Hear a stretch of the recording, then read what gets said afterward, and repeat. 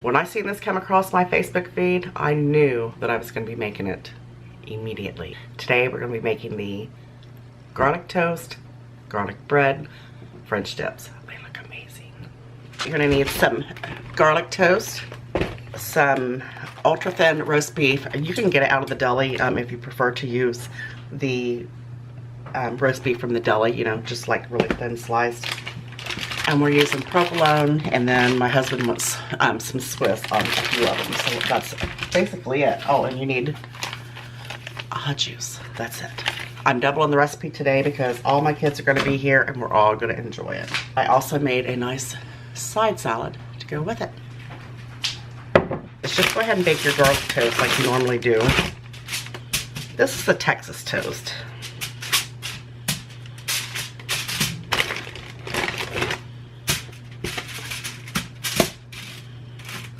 Those are big. I might have to do it in two batches, which is fine.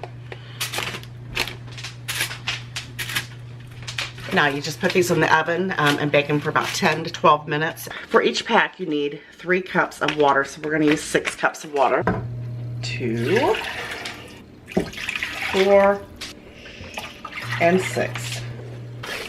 And then you just add your Au Jus right in there. Both packs. I smell that garlic toast already. It smells good. And then you just whisk it around. So this came to a boil. I ended up turning my garlic toast onto 425. Turn it on 425, not 400, because that's what it says to bake it on. I was just going by the recipe. I can't always just go by the recipe. So now that that came up to a boil, I'm going to go ahead and add my meat.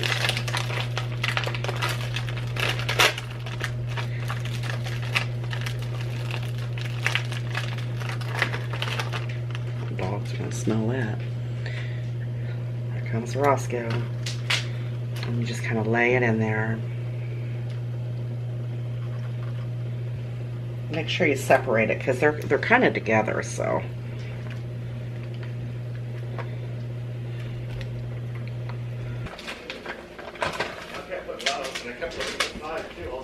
This is a different brand. Now, it said about 3 slices per bread, but not this family. We'll probably do, I don't know, maybe 4 or 5. You can tell it's a different brand. Look at that. All right, let me get my bread out.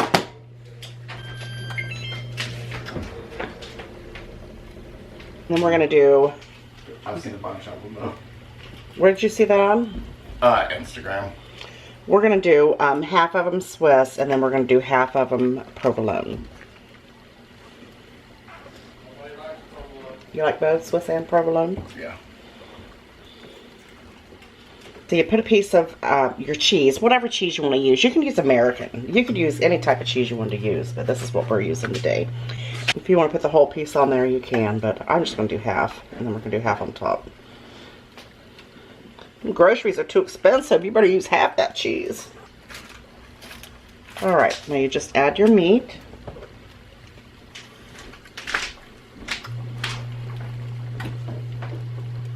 You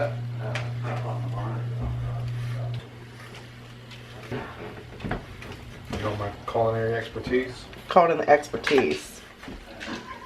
Culinary expertise. Oh, culinary expertise. Alright, and then you add another piece of cheese right on top. And then back in the oven for just a couple minutes until the cheese melts.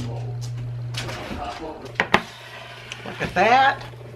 Got me a little bowl for dipping, so now let me try one. That was really good. We were discussing this. That was really good. Sauteed mushrooms would be amazing on this. Or you could do like a chicken one. What could you put on the chicken? If you were going to do chicken, I almost could still do something like that Au Jus broth, but I might put a little sugar and a little ginger in there and make it kind of teriyaki-ish. There you go. You know what I mean? Coming Put- soon in the kitchen with Brandon. Put pepper jack cheese on top of that. Chicken teriyaki, sauteed onions and mushrooms, work again, pepper jack cheese. There you go. These are amazing. Make sure you try them. All right, you know I love you guys very much. I appreciate you, and I'll see you on the next one. Bye-bye. Take care.